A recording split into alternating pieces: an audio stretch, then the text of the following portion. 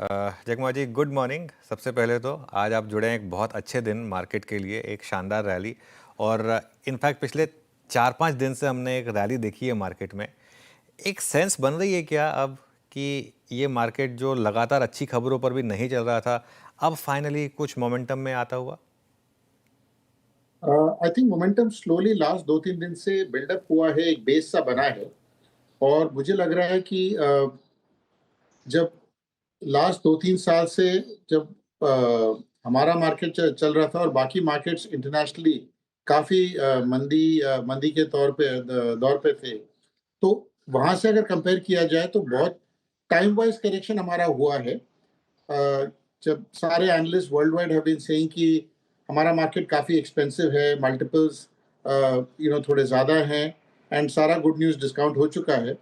उस माहौल में जो ग्रोथ फिगर्स जो जो वगैरह आए हैं, उससे ऐसा लग रहा था कि मार्केट वापस चलेगा, लेकिन ये टैरिफ का एक बहुत बड़ा प्रेशर हमारे मार्केट पे था, जो मुझे लग रहा है कि पहली बार ईज़ होने के लक्षण हैं, वो दिख रहे हैं।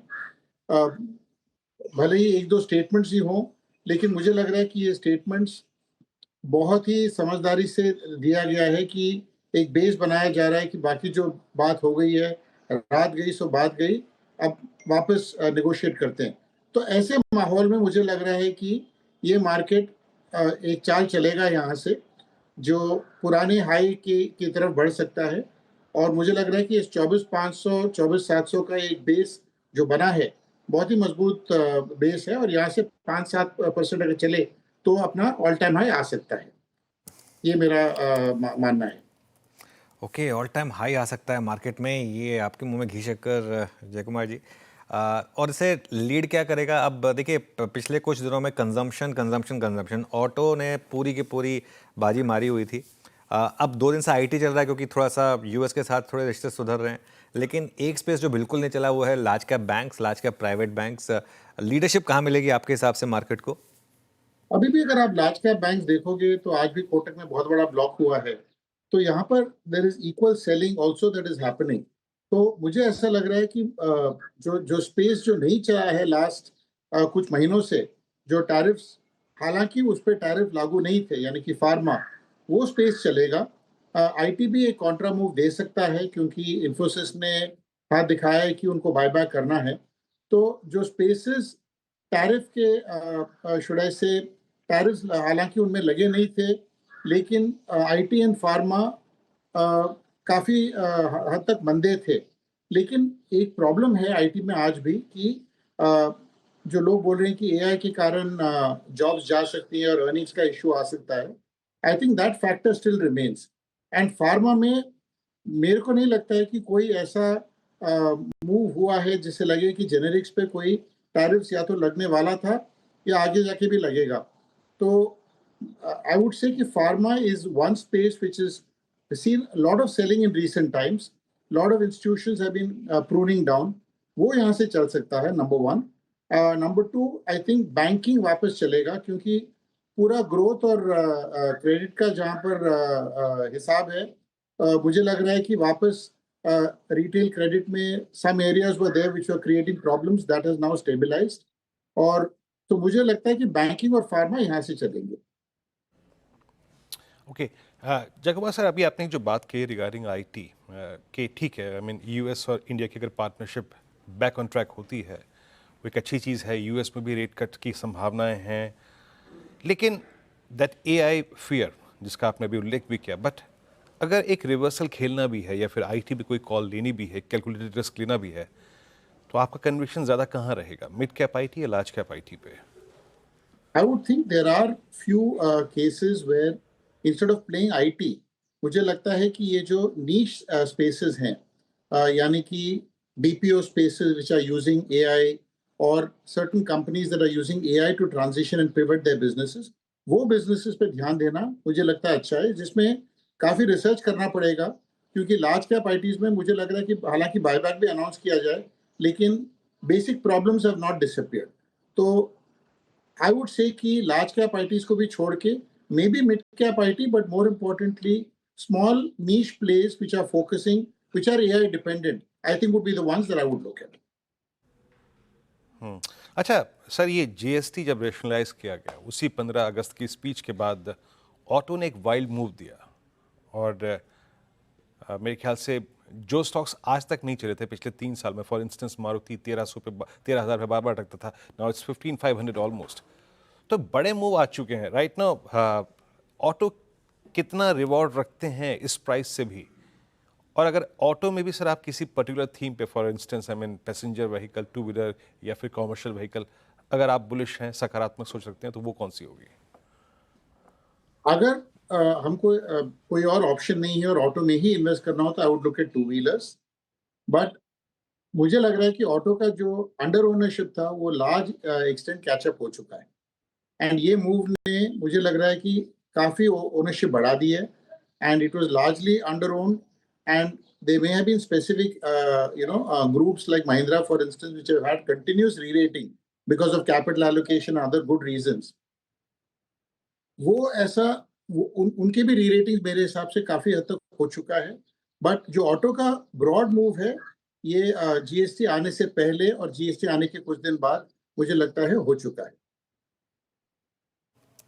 ओके, चलिए, तो ऑटो में इस समय मूव हो चुका है। ऑटो की बात हो गई, आईटी की बात हो गई, लार्ज कैप बैंक्स की बात हो गई। जय कुमार जी, इस मार्केट की जो दिक्कत रही है वो है एफआई सेलिंग, वो सिम्टम है, और जो डिसीज रही है वो है अर्निंग्स की पिक्चर पिछले लगातार 1 साल की। क्या एक सेंस बन रही है कि एक लगातार 3-4 क्वार्टर के अर्निंग्स डाउनग्रेड के बाद फाइनली कुछ अर्निंग्स अपग्रेड्स मिलने शुरू होंगे मार्केट को? और इस समय मार्केट की वैल्यूएशन आपको कैसी लग रही है? मुझे लग रहा है कि मार्केट का वैल्यूएशन तो that is well discussed and well talked about. But issue here is that FI positioning has been extremely negative. उनका ओनरशिप मल्टी डेकेड लो पे है। तो उस कॉन्टेक्स्ट में मुझे लग रहा है कि उनका ओनरशिप थोड़ा कैचअप होगा, अर्निंग्स और नो अर्निंग्स। पैसा कहीं ना कहीं से तो आना ही है। मुझे लग रहा है कि जो local institutional and local mutual funds का जो इनफ्लोज है that will continue, but it will be supported by some FI flows also and the combination of these two could help in getting us to a new high. तो आप expect कर रहे हैं कि जैसे कल फॉर एग्जांपल थोड़ी सी buying आ गई, आगे जाते हुए क्या थोड़ी सी बाइंग लौटेगी? वो जो अब एफआई की होल्डिंग है, मैं 4 दिन पहले की मनी कंट्रोल की रिपोर्ट पढ़ रहा था, वो 12 साल के लो पर आ गई है।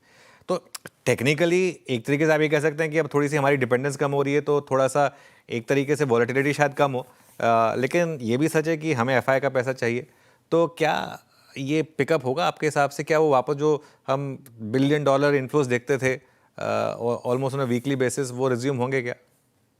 I think वो flows they are coming in, but they are coming in into the primary market.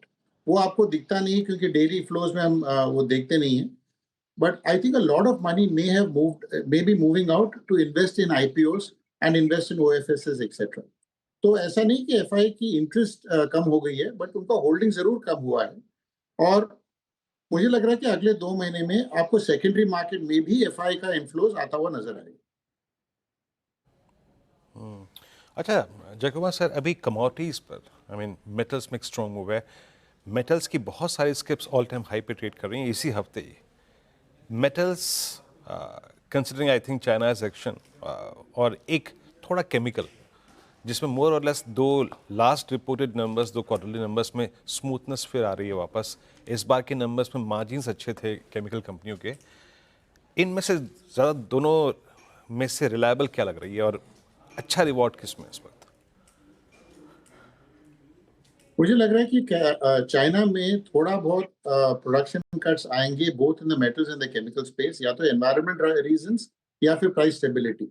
कोई भी कारण ले लो, क्योंकि जब ग्लोबल मार्केट में you see most markets growth is at is on the lower side. तो कंटिन्यूअसली हाई प्रोडक्शन रख के तो चाइना को भी कुछ मिल नहीं रहा है। और एनवायरमेंट रीजंस ले लो या कोई भी और कारण ले लो, मुझे लग रहा है वहां थोड़ी प्रोडक्शन की कटौती होगी, जिसके कारण prices will improve or stabilize, and therefore both metals and chemicals could be beneficiaries. Individual names we'll have to take, but metals definitely I would prefer on a broad basis because industry में भी काफी consolidation हो चुका है।